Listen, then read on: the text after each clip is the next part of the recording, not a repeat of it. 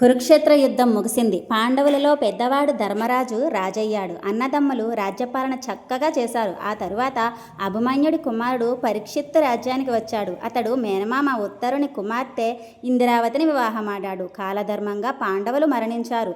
పరీక్షిత్తు ధర్మరాజు మనవడిగా ధర్మ ప్రభువుగా పేరు తెచ్చుకున్నాడు. ప్రజలు మెచ్చిన ప్రభువుగా పేరు పొందాడు.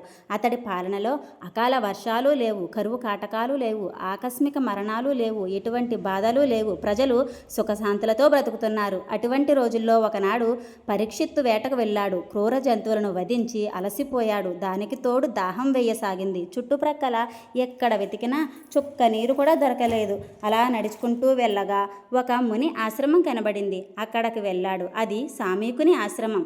తర్వాత కథ నెక్స్ట్ వీడియోలో చెప్తాను ఫ్రెండ్స్. నా ఛానల్ని లైక్ చేసి సబ్స్క్రైబ్ చేయండి, సపోర్ట్ చేయండి ఫ్రెండ్స్. Thank you.